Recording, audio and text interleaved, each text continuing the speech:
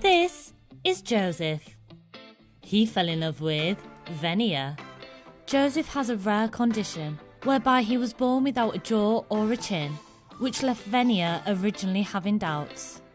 When we were friends, people always questioned our friendship and if we were more than friends, and I will always tell them, no, we're just friends, because I was embarrassed. The couple are now happily married. I didn't see his face anymore. I just saw his spirit, his personality. But not everyone believes that this marriage is real. She can't kiss him, or she must be cheating on him. We are faking marriage for attention.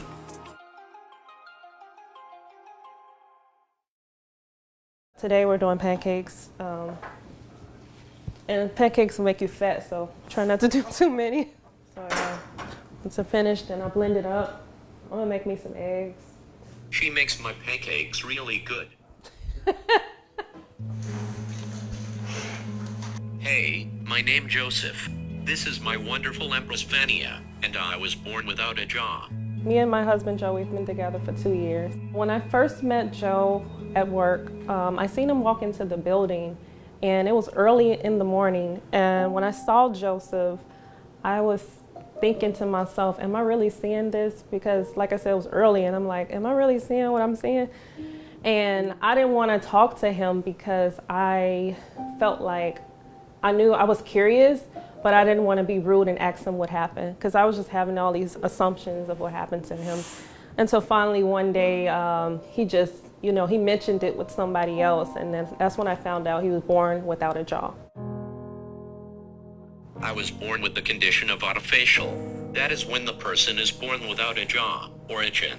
With that condition comes things like my hearing lost and the ability to can't smell as good as normal people would smell. Growing up like I am, it was a hit and miss, because I don't expect everyone to accept me, but I got all kinds of responses.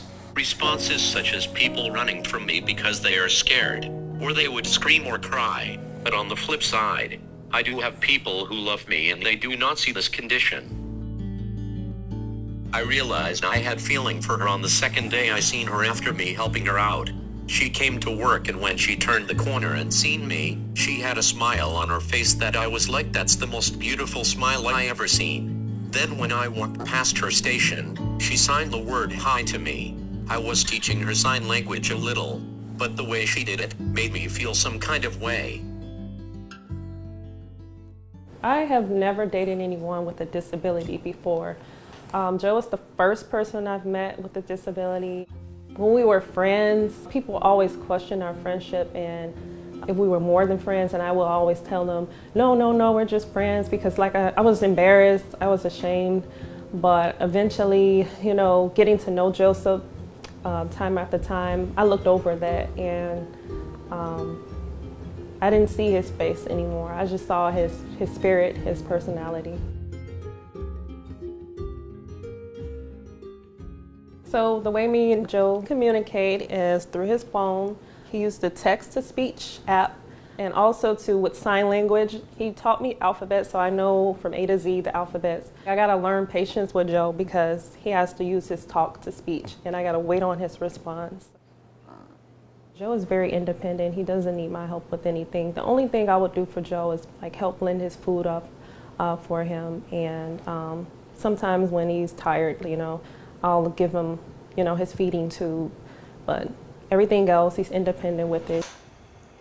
We got married June 26, 2020, and we didn't tell anybody. We just eloped. We went to a courthouse in Indiana, and we were just signing papers, trying to get ready for it. We wasn't planning on getting married then and there, but the lady at the courthouse, she was like, hey, do you guys want to get married today? We can make it happen today. And I was like, sure.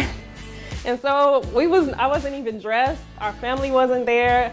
And it just felt all wrong, but it felt right at the same time.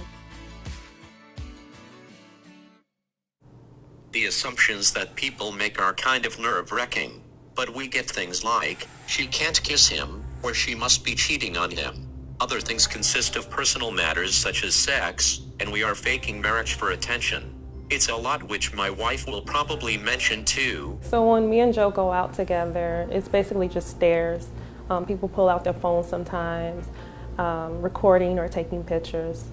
But they never say anything.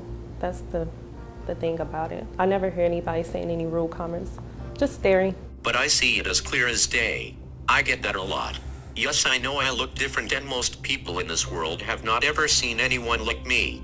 But rather than to act out of pocket or ignorant, just ask me what happened. Or even ask my wife. So my mom, when she first met my husband Joe, she was not pleased because she didn't like the fact that we didn't have a wedding and she didn't know. When I first saw Joe, I was taken back by his physical handicap. Non-judgmental, but just wanted to know what happened. It was kind of surprising. I think Vania would probably have to look after him, so I didn't understand. It took me a while. As I got to know him, he kept coming around.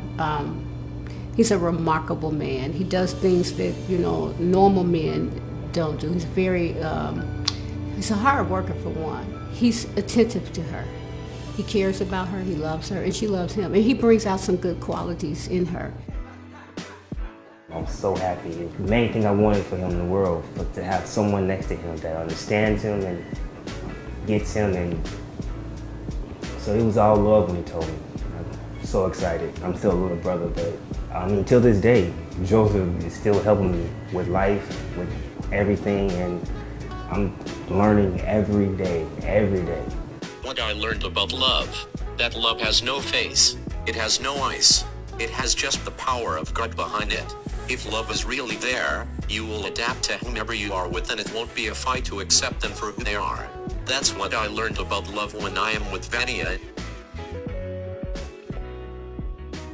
Well, what I want people to know about being in a relationship with someone who has a disability is that you have to be patient with them and give them some time and look at their heart. Like, don't look at their physical appearance, whatever the disability may be. Don't take it as, this is gonna drain me or this is gonna make me tired. Just look at it as you're helping someone, and when you help someone become better in life, then it transfers over to yourself. I want people to understand whether they are disabled or not. Stop looking at the physical, because you just may be missing your blessings.